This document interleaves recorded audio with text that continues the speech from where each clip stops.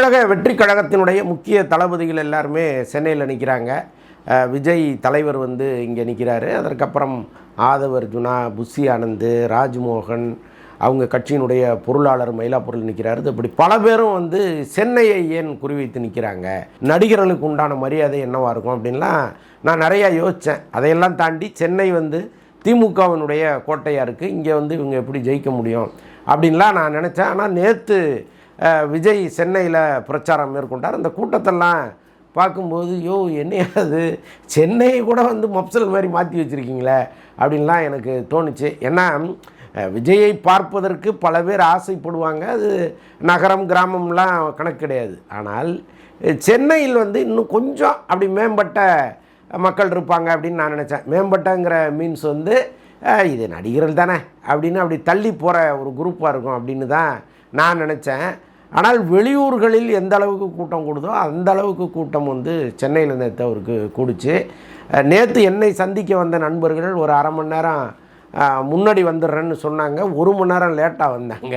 என்னடா காரணம் அப்படின்னா, வள்ளுவர் கோட்டத்தை கிராஸ் பண்ணி என்னால் வரவே முடியல அப்படின்னு சொன்னாங்க. என்னென்னா அந்த அளவுக்கு விஜய் வர்றாருன்னு தெரிஞ்சுக்கிட்டு மக்கள் வழிநடுக திரண்டு நின்னதெல்லாம் சொல்கிறாங்க. இப்போ விஜயை பார்க்க இவ்வளோ பெரிய கூட்டம் வருது, ஓட்டாக மாறுமான்னு தொடர்ந்து இங்கே கேள்விகளை கேட்டுக்கிட்டு இருக்காங்க. மே 4ஆம் தேதி அது என்னங்கிறத நம்ம தெரிஞ்சுக்க போகிறோம். இதற்கிடையில் விஜய் டி நகரில் ஆரம்பித்து அப்புறம் எக்மோர் புரசைவாக்கம்னு போனார். அவர் பேசுவார் அப்படின்னு நான் எதிர்பார்த்தேன். ஆனால் அவர் பேசலை. என்ன காரணம் அப்படின்னு எனக்கு புரியல. இது ஒருவேளை ரோட் ஷோ தானே, நாம் எதுக்கு பேசணும் அப்படின்னு அவர் நினச்சிருக்கலாம். ஆனால் ரோட் ஷோவாக இருந்தாலும் அவரை பார்ப்பதற்கு நிற்கிற மக்கள்கிட்ட ஒரு 2 நிமிஷம் நின்று பேசிட்டு போயிருந்தாருன்னா அது சரியாக இருந்திருக்கும். ஆனால் நேற்று ரொம்ப முக்கியமான நாள். என்னென்னா, மத்திய அரசு இந்த தொகுதி மறுசீரமைப்புன்னு ஒரு பெரிய குண்டை தூக்கி போட்டாங்க. 543 எம்பி தொகுதிகளை 850 மாற்றணுங்கிறது தான் அவங்களுடைய நோக்கம். இதில் உத்தரப்பிரதேசம், பீகார்லாம் நிறைய மக்கள் தொகை கொண்ட மாநிலம். இப்போ அங்கெல்லாம் மறுசீரமைப்புங்கிற பேரில் அப்படியே தொகுதிகளை ரெட்டிப்பாக்கிடுவாங்க. இங்கே தமிழகத்தில் எந்த அளவுக்கு அது டெவலப் ஆகும் அப்படின்னு தெரியல. தென்னிந்தியா டோட்டலாக அதனால் புறக்கணிக்கப்படும். நாளைக்கு ஏதாவது முக்கியமான மசோதாக்கள் வந்தால் கூட அங்கே இருக்கிற எம்பிக்களை வச்சு அதை ஈஸியாக அவங்க நிறைவேற்றிப்பாங்க. நம்மளுடைய பங்குங்கிறது ரொம்ப ரொம்ப குறைஞ்சி போயிடும். அதே மாதிரி மத்திய அரசு மாநில அரசுக்கு கொடுக்குற பங்குகளையும் குறைச்சிரும் அப்படிங்கிற பெரிய அதிர்ச்சி இங்கே உழவுது. திமுக இன்றைக்கி ஒரு மிகப்பெரிய போராட்டங்களை எல்லாம் முன்னெடுத்திருக்காங்க. நிறைய ஊர்களில் கருப்பு கொடி ஏற்றணும்லாம் திமுக தலைவர் சொல்லியிருக்கிறாரு. ஸோ இந்த நேரத்தில் விஜயினுடைய கருத்து என்ன அப்படிங்கிற ஒரு கேள்வியும் இருக்குது. ஏன்னா மத்திய அரசு ஒரு கடுமையான சட்டங்களை மேற்கொள்ளும் பொழுது இங்கே இருக்கிற ஒவ்வொரு கட்சியும் தன்னுடைய கருத்தை சொல்லியாகணும். அவங்க என்ன சொல்கிறாங்கங்கிறத வச்சு தான் அவங்க பிஜேபிக்கு ஆதரவு நிலையில் இருக்காங்களா, எதிர்நிலையில் இருக்காங்களான்னு புரிஞ்சுக்க முடியும். அப்படி பார்க்கும் பொழுது விஜய் என்ன முடிவெடுக்க போகிறாரு? ஏன்னா கள்ள கூட்டணின்னு திமுகவில் சொல்லிகிட்டு இருக்காங்க, அவர் திமுகவை கள்ள கூட்டணின்னு சொல்லிட்டு இருக்காரு. இப்படி மாறி மாறி பிஜேபியோடு எல்லாருமே கள்ள கூட்டணி வச்சுருக்காங்கங்கிற அளவுக்கு ஒவ்வொரு கட்சி தலைவர்களும் குற்றம் சாட்டிகிட்டு இருக்காங்க. இந்த நேரத்தில் விஜய் என்ன சொல்ல போகிறாருன்னு அப்படி காத்துக்கிட்டு இருக்கும் பொழுது அவர் பேசாமலே மௌனமாக போயிட்டார். பேசுனா இதை பற்றி பேசணுமே அப்படின்னு நினச்சி பேசாமல் போயிருக்கலாங்கிறது என்னுடைய கணிப்பு. நல்ல வேளையாக அவருடைய ட்விட்டர் அக்கௌண்ட்டில் அவருடைய கருத்தை பதிவிட்டிருக்காங்க. அதில் என்னென்னா, நாங்கள் இந்த தொகுதி மறுசீரமைப்புக்கு எதிராக இருக்கோம், இதை நாங்கள் ஒத்துக்கலை அப்படிங்கிற மாதிரி ஒரு ட்விட்டர் போட்டாங்க. ஆக மொத்தம் ஒரு மிகப்பெரிய சர்ச்சையிலிருந்து விஜய் வெளியில் வந்துட்டாருங்கிறத நம்ம உறுதியாக நம்பலாம். இதற்கிடையில் நான் சொன்னேன் இல்லையா, அந்த கட்டுக்கிடக்காத கூட்டம் தொடர்ந்து வந்துச்சு அப்படின்னு. இதில் பெரிய கொடுமை என்னென்னா, ஒரு பொண்ணோட ஒரு 6 பவுன் செயின் அறுத்துட்டு போயிட்டானுங்க. உடனே தாவேக்காரனுக்கு தான் அறுத்துட்டானுங்கன்னு சொல்லிட்டு நேற்றிலேருந்து பயங்கரமாக அதை பிரபகண்டா பண்ணிகிட்டு இருக்காங்க. இது போன்ற கூட்டங்களில் சமூக விரோதிகள் ஊடுருவார்கள். அவங்களுக்கு கட்சி கணக்கெல்லாம் கிடையாது. எந்த கட்சி கூட்டம் வந்தாலும் அங்கே இந்த மாதிரி திருடர்கள், பிக் பாக்கெட்டர்கள் இருப்பாங்கங்கிறது நாம் சொல்லி தெரிஞ்சுக்க வேண்டிய அவசியம் இல்லை. அவரவர் கவனமாக இருந்துக்கணும். நேற்று அந்த பெண்மணி விஜயை பார்க்கணுங்கிற ஆர்வத்தில் கழுத்தில் போட்டிருக்கிறதெல்லாம் மறந்துட்டு வந்துட்டு இருக்காங்க. எவனோ அறுத்துட்டு போயிட்டான். அது யார் என்னன்னு இனிமேல் கண்டுபிடிக்கணும் காவல்துறை. அது என்ன பண்ண போகிறாங்கன்னு தெரியல. நிறைய இடங்களில் சிசிடிவி இருக்கிறதுனால ஓரளவுக்கு கண்டுபிடிச்சிடலாம் அப்படிங்கிறத நாம் உறுதியாக நம்புகிறோம். இதற்கிடையில் விஜய் மீது நேற்று ஒரு வழக்கை போட்டாங்க. என்னென்னா, ஒரு வழக்கு இல்லை, 2 வழக்கு போட்டிருக்காங்க. 2மே மக்களுக்கு இடையூறு செஞ்சார் அப்படிங்கிறது தான் அந்த வழக்கு. ஆக்சுவலாக அதிகளவு கூட்டம் கூடினது ஒரு வழக்கு. அதிகளவு கூட்டம் கூடினா அவர் என்ன பண்ண முடியும்? அவரை பார்க்குறதுக்கு மக்கள் திரண்டு வராங்க. ஒரு தலைவன் அதை தான் விரும்புவான். எவ்வளோ பெரிய கூட்டம் வருதோ அதற்கேற்றாற் போல் அந்த தலைவருக்கு செல்வாக்கு இருக்குன்னு அர்த்தம். அப்போ நிறையா கூட்டம் வருவதை ஒரு தலைவர் விரும்புவாருங்கிறது தான் உண்மை. அப்படி வராதுன்னு எல்லாத்தையும் சொல்ல முடியாது. ஆனாலும் அவங்க கர்ப்பிணி பெண்கள் வராதிங்க, குழந்தையை தூக்கிட்டு வராதிங்கலாம் சொல்கிறாங்க, முதியவர்கள்லாம் வராதிங்கன்னு சொல்கிறாங்க. அதை தாண்டி வர்ற கூட்டம் தான் அது. அதுக்கு விஜய் எப்படி பொறுப்பாக முடியும்னு தெரில. அவர் மீது ஒரு வழக்கம் போட்டிருக்காங்க. அதை தாண்டி மக்களுக்கு இடையூறு செஞ்சார்னு ஒரு வழக்கம் போட்டாங்க. ஏன்னா முதல்ல ஒரு ரோட் ஷோ பண்ணக்கூடாது அப்படிங்கிறது தான் அந்த வழக்கின் முக்கிய சாராம்சம். அதில் மக்களுக்கு இடையூறு செஞ்சார்னு ஒரு வழக்கை போட்டிருக்காங்க. இந்த சட்டத்திட்டங்கள்லாம் நமக்கு ரொம்ப வேடிக்கையாகவும் வினோதமாகவும் இருக்குது. என்னென்னா, இப்போ தேர்தல் நேரத்தில் மக்களுக்கு இடையூறு செய்யாத ஒரு கட்சியை நீங்கள் சொல்லுங்கள் பார்ப்போம். ஆளே இல்லாத கட்சிக்காரனாக இருந்தால் கூட வாடகைக்கு ஆளை வச்சுக்கிட்டு தெரு முழுக்க திரிகிறாங்க. அப்போ இந்த வீட்டுக்கு வீடு தூங்கிட்டு இருந்தவனையும் தட்டி எழுப்பி காலிங் பெல்ல அடித்து ஒரு நோட்டீஸை கொடுத்துட்டு போகிறாங்க. அதுவே பெரிய இடையூறு. அப்புறம் இது போன்ற பெரிய தலைவர்கள் வரும் பொழுது, அது திமுக, அதிமுக, காங்கிரஸ், மதிமுக, எந்த கட்சியை வேணாலும் வச்சுக்கோங்க, தேமுதிகவை கூட சேர்த்துக்குங்க, நாம் தமிழரை கூட சேர்த்துக்குங்க. இப்போ இவங்கெல்லாம் வரும்போது ஒரு 50-60 பேர் ரோட்டில் திரண்டு வந்தாங்கன்னா யாராவது போக முடியுமா சைடில்? அவங்க போயிட்டு வர்ற வரைக்கும் ஓரமாக தான் நிற்க வேண்டியதாக இருக்குது. அப்போ எல்லா கட்சிகளும் மக்களுக்கு இடையூறாக தான் இருக்குங்கிறது தானே உண்மை. இதில் விஜய் மட்டும் என்ன தனியாக இடையூறு பண்ணாருன்னு நமக்கு புரியவே இல்லை. தேர்தல் ஆணையம் அவர் மீது ஒரு வழக்கை தொடுத்துருக்குறாங்க.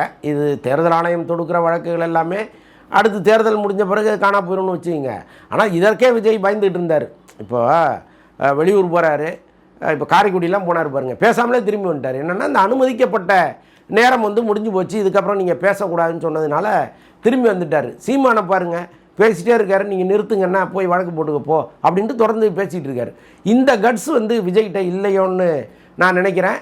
அதுதான் பல இடங்களில் அவர் பேசாமல் திரும்பி வர்றதுக்கும் ஒரு காரணமாக இருக்குது. நேற்று கூட 6 மணியோட அவர் திரும்பி வந்துட்டார். 8 மணி வரைக்கும் டைம் இருந்தால் கூட போதும்னு திரும்பி வீட்டுக்கு போயிட்டார். என்ன காரணம்னா, இந்த அளவுக்கு அதிகமான கூட்டம், அது எங்கேயாவது விழுந்து வாரி, அது இந்த விளக்கு வச்சிருச்சுன்னு வச்சுங்களேன், அந்த ஈவினிங் மங்களான இருட்டு ஸ்டார்ட் ஆகிடுச்சுன்னா அவர் ரொம்ப பயப்படுறாரு.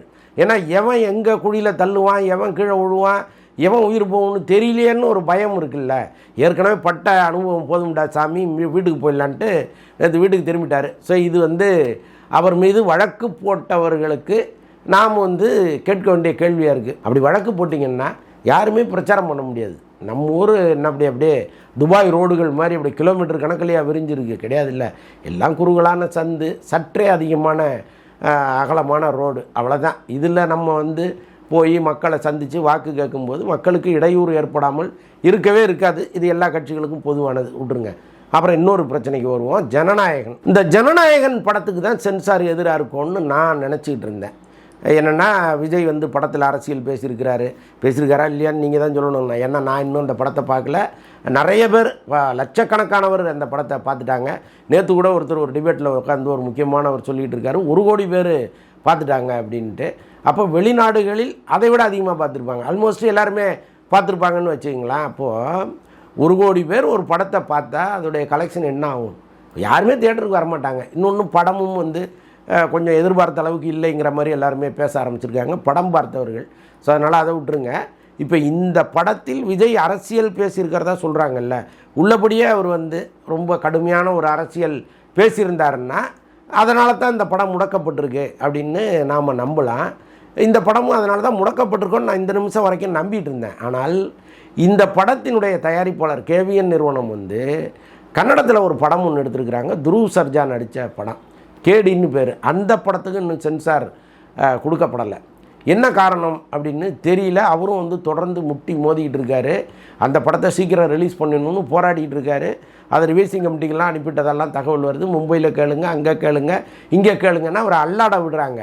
இப்போ இந்த படத்துக்கு திருட்டுத்தனமாக படம் வந்துருச்சு, கொஞ்சம் நீங்கள் சர்டிஃபிகேட்டை கொடுத்தீங்கன்னா நான் 24, 25, 30க்குள்ளே படத்தை ரிலீஸ் பண்ணுறோம், கொஞ்சம் கருணை காட்டுங்கிற அளவுக்கு ஒரு கெஞ்ச ஆரம்பிச்சிட்டாரு. நீங்கள் மும்பைக்கு போங்கங்கிறாங்க. மும்பைக்கு மெயில் போட்டால் பதிலே வரலை. அப்போது ஆக்சுவலாக சென்சாருக்கும் கேவிஎன் நிறுவனத்துக்கும் தான் ஏதோ பஞ்சாயத்து ஆகிருக்கு. இதில் விஜயோ அவருடைய அரசியலோ இல்லைங்கிற அளவுக்கு தான் நான் இப்போதைக்கு பார்க்குறேன். ஏன்னா இவங்க கேடி படத்தில் எந்த பிரச்சனையும் இல்லை. ஒரு கன்னட படம் எப்படி இருக்குமோ அப்படி தான் அது இருக்குது. அதில் ஒன்றும் அரசியல்லாம் இல்லை, அதை நிறுத்த வேண்டிய அவசியமும் இல்லை. ஆனால் அங்கே அந்த படத்தை அவங்க முடக்கி வச்சுருக்காங்க. இப்போ அடுத்து டாக்ஸிக் படம், மிகப்பெரிய பொருட்செலவில் அந்த படத்தை அவர் எடுத்துருக்கிறாரு.